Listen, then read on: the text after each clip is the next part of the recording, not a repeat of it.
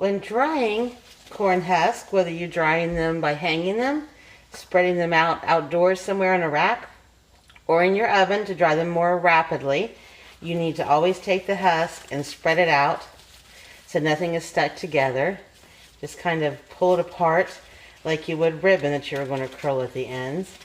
Any little bit of moisture, any little bit of piece of the husk, especially here where it's its thickest, you want to be careful not to pull it apart depending on what kind of project that you're doing. It's easier to have this top part that's still really stiff on it if you're making a doll. Gives it something to form around and hold its shape more if you're making a wreath or flowers. You're going to be cutting these pieces off or breaking them off later, so that won't be as important.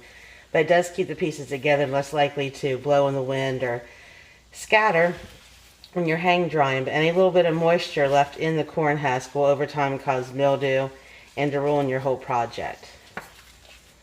So you just want to spread them out as much as you can, and this is how you will place them onto a drying rack outdoors or into your oven to be dried, or spread out in your dehydrator. Some people want them for stuffing or other smaller projects where they know they won't be using the entire husk. They go ahead and pull and snip off these pieces and lay them out in a row. I could do that for some of the projects I'm doing, but I always prefer just to dry them all the same way. Then I've not overestimated or underestimated the type of husk I will need either together to make them easier to work with, or taken apart and make some kind of a math error or a project error.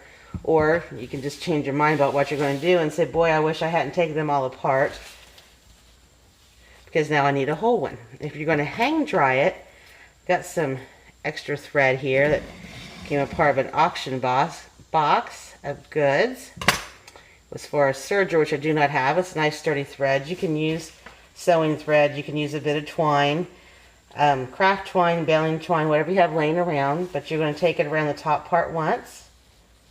I think ideally it would be easier to use thicker thread. This is a little bit hard to see, but I had no other use for this thread. So like any good homesteader, I decided to find a use. I guess I could have hand sewn with it. But there's several hundred yards of this different thread that I can't use on a machine. So just take it and tie a nice knot around it.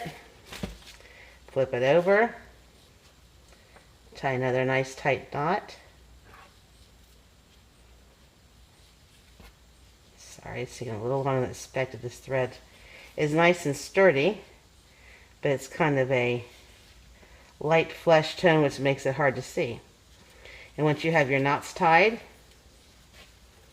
I've completely lost my thread. Once you have your knots tied around the top, then you'll be able to hold it up and hang it onto a clothesline or even another piece of baling twine or something you've tied in your house or your porch or somewhere like that where it's going to stay dry. But still in the evenings, even in the summer, you're going to want to bring it in at night because it will draw moisture. It could cause more chance of mildew, but will definitely increase your drying time. When I hang dry mine, I like to just put a couple nails in across our shelter house from one end to the other and tie off my corn stalks, and then at night I just got to unwrap them from the nail and I bring them in, and I can lay them out on my dining room table overnight or just hang them up between one nail or the other in the house, or tie it off on your curtain rods, anything you really want to do. But it'll hang and it will move as the wind blows, and that also helps dry it. The way they dry more evenly I like when you hang dry them as opposed to using them in an oven. But I am going to dry some in the oven just because I want to make a wreath and a doll for my mother and mother-in-law for their upcoming birthdays, and just do not have time to wait the 5 weeks for them to dry on their own outdoors.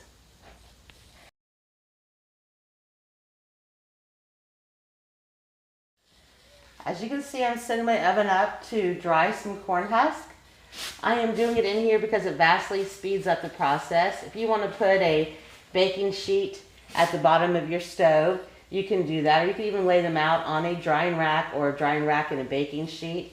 I just always put mine directly on the rack, and I've not had any problems with them falling through. But that, is a possibility. So if you want to be extra safe, you can go ahead and put a rack down there. You don't have to flip them. I do after about every hour just to make sure they're drying thoroughly, but it's not required. As long as you have them pulled nice and apart, like we talked about in the previous videos, You just lay it right on your rack. They can touch. You don't want them to overlap very much. You want to have plenty of room for the airflow, but they can touch a little bit. And you just put them in there and you set your oven on the lowest setting, something between 130 and 140, however low your oven will go down.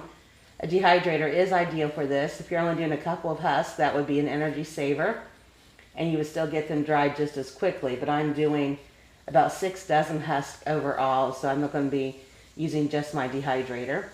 And you put them in your oven. You want to leave the door propped open about an inch, inch and a half, to avoid any fire hazards or them actually getting too crumbly or cooked. It takes 4 to 6 hours depending on your oven and depending on how many husks you're doing and how thick they are and how far they've been pulled apart. With this many husks in there, and I'll probably add just one more, it will probably take about 6 hours for them all to get thoroughly dry. You always want to make sure they are thoroughly dry to prevent mildew, and you'd rather err on the side of caution and get them a little overly dry, as long as they're not going to be so crinkled up and disintegrate they would catch on fire or get too small that they are not going to be able to use what you want them to be used for because they've shrunk too much because they've been over dried. See, that one overlaps just a little bit, but not so much that everything can't be dried.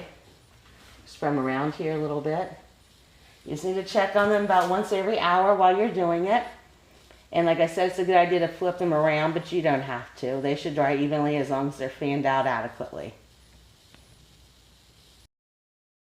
Now these are husks that I was drying in my oven yesterday. They dried for maybe 5 hours. I had to take them out to cook dinner, so I just hung them overnight. I'm going to go ahead and experiment and see about finish them off in the dehydrator instead of my oven. But they are still pliable. There's not really any green left on them. But if you listen, they're sounding a bit more dry. They surely have several hours left to go, either in the dehydrator or the oven. This still has a little bit of green, I guess. It's the only part that doesn't feel crispy. They're still pliable, which will let you know that they're not dry enough yet. Because if you're going to do crafting with them, you do have to dampen them first. If you don't have to dampen them, they're probably too dry to be preserved for a wreath or a corn husk doll or anything else like that. I'm going to put them in here and see if in about 3 hours they may be done. This part here, the thick part, this does take longer to dry. Some people cut them off because they're making flowers or they tie their dolls together around maybe a wood bead instead. That's entirely up to you. I prefer to have these on here. It gives me so many more options when crafting. I can put a rubber band around this part and make a neat little natural paintbrush for the grandkids, and I find it easier if I'm making a doll. When I turn it over to have that in there to give me a hard body form, you surely could use about anything you wanted to bend these over and affix it to it. If you're doing a wreath, you're not going to need these.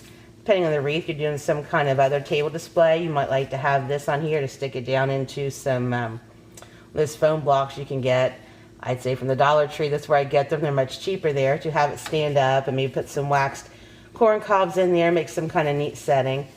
So there are many options, you know, if you keep these stems on there, but it does take longer to dry. So I'm going to go ahead and put a layer of these stalks in there just as an experiment. See how long that will take to finish them off, as opposed to heating up my whole house with the oven again. The summer kitchen's being used for canning, so I don't have an option of an extra oven at the moment. So back in the dehydrator they'll go, and they can go ahead and cure along with the silks and with the husks that were fresh. And just going to try a little bit of an average, see how long it takes them to dry this way. I know how long they were in the oven and what temperature, so we'll see how the experiment goes.